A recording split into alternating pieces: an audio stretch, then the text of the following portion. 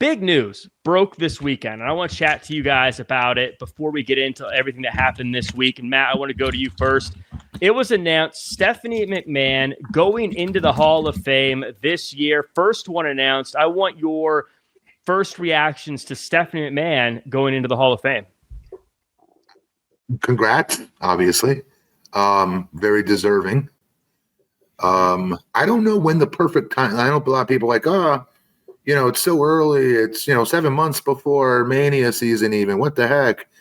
It was uncomfortable the way Undertaker, did the announcement, and a lot of criticism is my point. But moral of the story is the actual outcome. Is she deserving or not? Of course she is. Are you kidding me? Yes, of course she is. But that's basically about it. A lot of people are like, oh, this was a work. She knew she was being inducted. Others like, no, she's not. She really didn't know. And it's like, one way or the other, I don't care. I just see her get inducted to the Hall of Fame.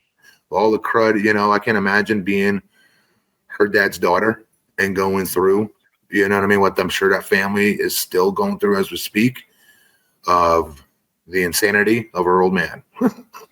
Did you have any personal interactions with Stephanie McMahon yeah. time in WWE? Oh yeah. Yes, very much so. Yeah, she was when I was on SmackDown. She was our head. She was our head writer. And yeah, absolutely.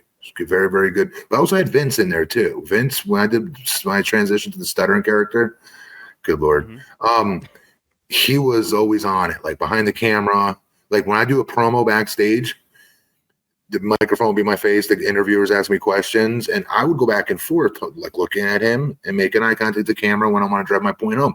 Vince is like, "You're too big to do that." I'm like, "What? What do you mean?" He goes, so he's standing behind the camera. He's holding his hand up. You can't see my hand, but like out and out of the frame. He goes, I want you to stare at my hand the entire time you're talking, that you're looking up in the air, hands on your hips. You're better than everybody else. ... I'm like little weirdisms like that he would throw in it. But Stephanie would be right there. Stephanie worked with me when they were going to put me in with Carlito as Carlito's bodyguard. Pretty positive that was her idea. And most importantly, my favorite interaction with her was before I even joined WWE. A friend of mine used to write for the Raw magazine at Titan Towers in Stamford. That's how I got part of my job, to be honest. Every Friday night, I'd go work out at that gym, hoping to bump into the McMahon family long before I did Tough Enough. And eventually, Friday nights were nights Vince was working out. Finally ran into him. You guys know the story already. But one time, Stephanie was in there, and I met her. She was only a year older than me. When we were in high school, she went to Greenwich, and I played for Fairfield High, one of our rivals in the FCAC conference in Connecticut. So she knew about like me from basketball and things like that. And then there's a spank Greenwich, that's why. And then more importantly, once I got signed, is my first year, I just called up to the roster. I'm on SmackDown. Stephanie was the first person to say congratulations for my wedding announcement to my wife, Larissa, because it was announced in the Connecticut Post. So weird interaction, not weird interactions, but very personal, interpersonal reaction, back and forths. Yeah, Raj, Stephanie McMahon, I feel like if you ask anyone who's been a fan of wrestling for any period of time, they would say that Stephanie McMahon is a slam dunk induction into the Hall of Fame. But to Matt's point, it feels like there's a lot of people who are saying things like it's too soon, or it's just because of Triple H, or all these crazy reasons. Right. But Stephanie McMahon, Raj, slam dunk, right? Clearly a Hall of Famer. Absolutely. And it's kind of wild, right? Since they started the Hall of Fame, or since Andre was first inducted, that was like 30 years ago. This is the first time a McMahon is being inducted into the Hall of Fame. So that is kind of crazy to think about. Well, hang on. Jess, I'm pretty sure Jess and Vince Sr. were in. I don't know what years those were, though. Oh, yes. Yeah, I think you're right. But of our era McMahon family of Vince, Stephanie, Shane, Linda. Yeah, that group. But totally well deserved. I do wonder doing it back to back with Triple H. It's who cares? But I probably would have waited an extra year or something just so it's not back to back. But I wonder if she's going to be the headliner, because as far as the big names that are still out there that aren't inducted, you got Batista, you got The Rock. There's not that many. And then, you start getting to the Cenas, the Ortons, and guys like that, the next generation that will be inducted, CM Punk, Jericho. So it'll be interesting to see who the headliner is. I don't think it's Stephanie, but we'll see. Yeah, me either.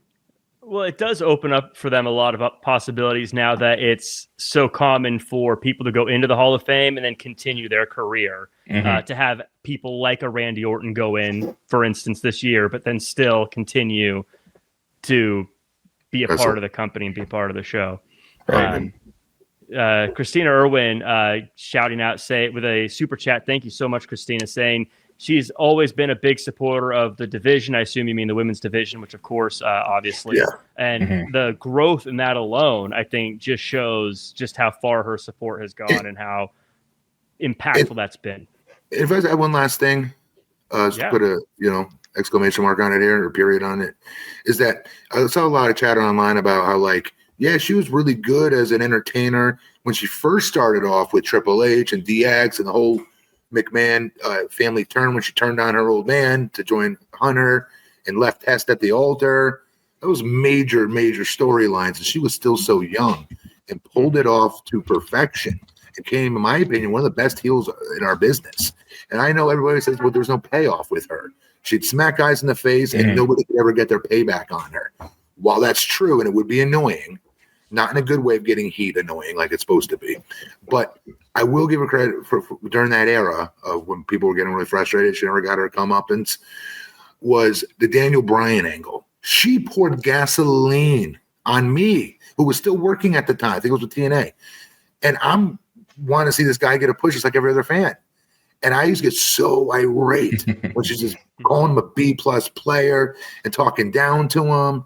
So it added so much more to when Daniel Bryan finally overcame all that crap they were throwing at him, had win 2 matches at Mania to win the title. She was a part of those huge mountains, not speed bumps, to get him there and make us love him all the more and hate her. She was very good in that part, in my opinion, of dressing him down. Yeah, I think both in front of the camera and behind it, she deserves to be in the Hall of Fame. And so, Raj, I think you make a good point about it being right after Triple H. But at the end of the day, she deserves it. So I don't see why people are crabby about it at the end of the day. There's worse things in life. Christina Irwin also saying Bray Wyatt likely going into the Hall of Fame at some point is another great pick as well. We'll have to do a prediction show on the Hall of Fame down the road here. Instagram, a wrestling historian with the super chat that's my boy. Says All Out is greater than LOL-Palooza. So we're going to talk about LOL-Palooza. So let's get cracking because I agree with both those shows.